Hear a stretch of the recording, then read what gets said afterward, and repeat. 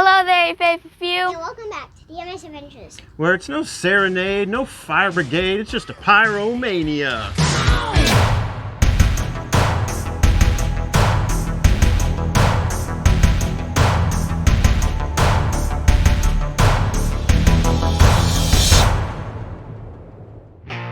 Oh yeah, today we are talking about our pyromania problem. Wait, I thought we were talking about fires. We are talking about fires. We're just talking about how much we love fires. So if you're like us, it doesn't matter whether we're camping in the backcountry, whether we're car camping, or whether we're even just camping out in our backyard. It's just not camping unless you have a campfire. So today we're going to be talking about two different things. The first thing is just how we go about getting a fire going when we're on a backpacking trip. Now there are 7 ways from Sunday on how to get a fire going. We're just going to show you how we tackle that. Then the second thing we're going to do is we've got a few different fire starters that we are going to test, find out which one's the best one, and let y'all know what we find out. Boom, boom. I got that going. Boom, boom, boom. All right, so you guys ready to start a fire? Wait, we get to burn things now? Yes! All right, so first off, I just want to stress again, this is just how we do a fire. There are plenty of different ways to do it, but we're going to share our method with you faithful few. So when we go on a trip, typically I like to bring what I call my tinder box. So this is just a Ziploc bag that we fill up with just some dry wood so that we know we always have some dry wood to work with. That can be very critical in getting the fire started. Then we also will bring a type of fire starter. And real quick, I've been using this since I was a kid. This is just sawdust and turpentine. So paint thinner and sawdust mixed together into this just little concoction here.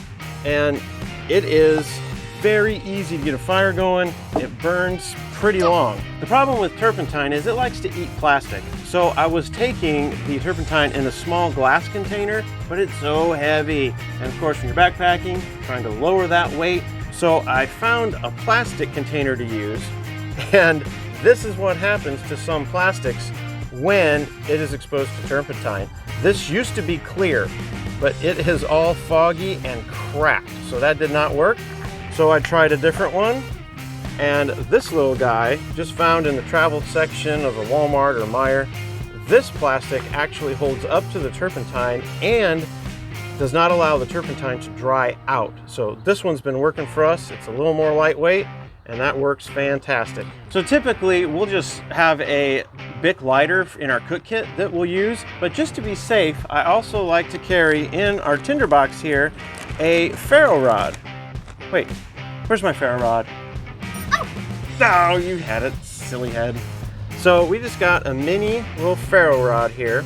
And basically, this is a rod made of like ferrocium or something to that effect. And you just strike it and it makes sparks.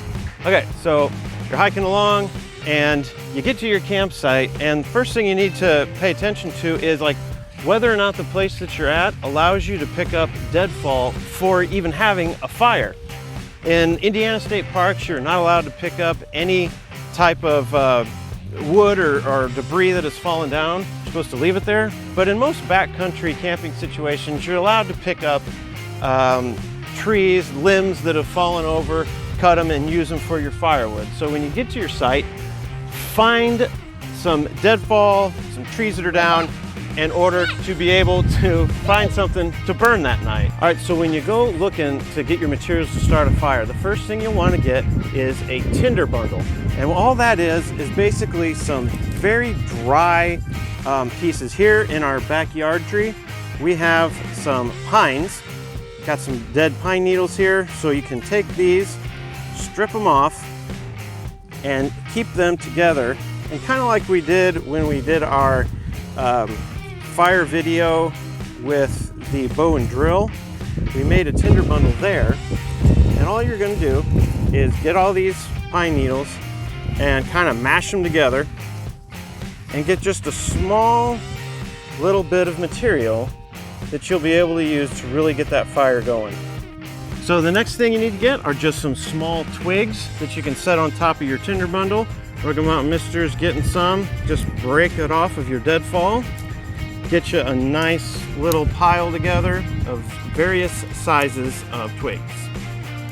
All right, so after you got those two items, then you need something a little more substantial that'll last you the night with a nice campfire.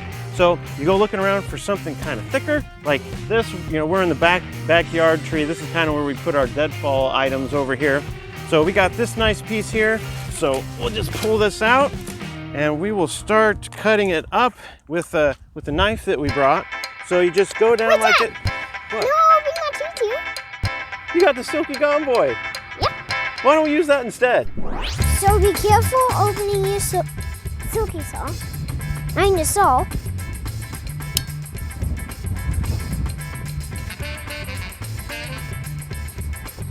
And you have a saw do the work.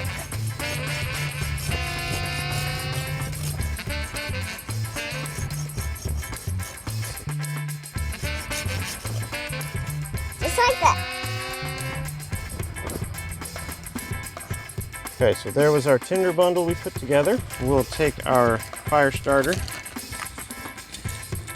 dump this in the middle, get our smaller twigs, get them a little bit smaller still, get them arranged. A TP shape often works good. And then we will take our couple pieces from the wood that we brought from home and then get the bigger pieces that we cut ready to go. In this case, we'll just use the ferro rod. Ferro rod close, just short, quick strokes. That was easy. And then from there, you just tend it. Dad, You get a nice, put this in large, roaring campfire. put this in it. And some flowers for nice smells. All right, so that's all there is to it. This went pretty well. A lot of times you might have some trouble if your wood's a little bit wet, but just keep at it. Eventually you can get a fire going. So next up for our video today, we want to show you some different fire starters. That was the Turpentine sawdust mix that we normally use, but it weighs a lot in our pack compared to some other fire starters that are out there. So we're gonna test a few of those and to see how they do. And it is very windy today, so we're gonna see how this goes with the amount of wind that we have and trying to keep these different fire starters going. They surely will get tested. Okay, first up for our different fire starter tests, we've got the Blackbeard rope fire starter. So one full rope is about 50 grams. It's $17 for a full rope. 2 strands are about 3 grams. Now the claimed burn time is 16 minutes, and we will test that claim. All right, so we won these from a giveaway, and the channel was An Adventure with Nick and Rachel. They are called the Bigfoot Bushcraft Plugs. They normally come in a pack of 20. It's normally $10 plus shipping. 1 plug equals 3 grams. And the burn time claims to be 5 minutes. And they smell really good. They smell like berries. These are the Procampteck plugs. They come in a pack of 50, $13 to buy them. 1 plug equals 2 grams. And the burn time claims to be 4 minutes. This is our fire starter. Sawdust and turpentine in 1 plastic container. It's free-ish. 1 container plus the mix is 16 grams. So really I'm looking at this with 2 different factors. One, how easy it is to start, and in order to kind of test that, I was using the small ferro rod. And then how long they burn versus their claimed burn time. So first up, the Procampteck Fire Plugs. Those claim to burn for about 4 minutes. And in our test, it ran for 4 minutes and 50 seconds in some windy conditions. So that was a little bit of an overperformance. That's good. On an Scale of 1 to 10, 1 being super difficult to light and 10 being easy to light, I'd rate it at about a 6. Kind of middle of the road. You can see we had a little trouble getting that one started in the test. Next up are the Bigfoot Bushcraft Plugs. Now those plugs, say on a ease to light scale, again from 1 to 10, I put them at about an 8. They seem to start fairly easy with the ferro rod and super easy with the lighter.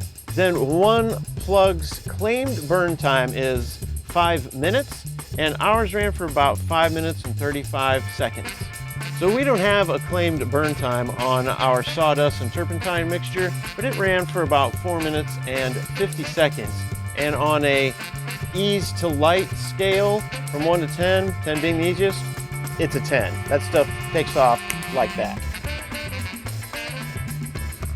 Then just in our tests here in, imperfect conditions, I think that the Blackbeard rope fire starters was probably the worst performing fire starter in the bunch.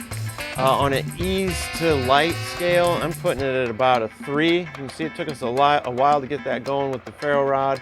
And then its claimed burn time, you have to do some math because they tell you how long a full rope should last you. So when you do the math, there are actually 33 individual strands in one rope. And so you work that back from the time they tell you one rope will last. And I get that 2 of these strands should last about 16 minutes. They lasted about 2.5 minutes. So if you have any other questions about these fire starters, let me know. We have a bunch left over that we can run some more tests on if you'd like to know something. And another special thanks to an adventure with Nick and Rachel for their giveaway where we won the Bigfoot Bushcraft Fire Plugs. So we're going to enjoy using those. And in my opinion, those probably are the best fire starters out of the ones that we've tested. I still really like our turpentine sawdust mixture, but just as a weight comparison between this and the Bigfoot Bushcraft plugs, this comes in at 16 grams, whereas these can only come in at 3 grams. So for the same weight, I can carry 5 of these versus 1 of these and end up with over 5 times the burn time. So that's it for all of the boring data. On to our exit. All right, you faithful few, thanks so much for indulging us here in our pyrotechnics today. We had a lot of fun, safely of course, trying out these different fire starters. And overall, I think our recommendation is the Bigfoot Bushcraft plugs. They were super quick to start. They had a pretty long burn time and are very, very lightweight. And also smell great. And also smell fantastic. So that's it for today's video. We want to thank you guys so much for watching. And you all have a great day.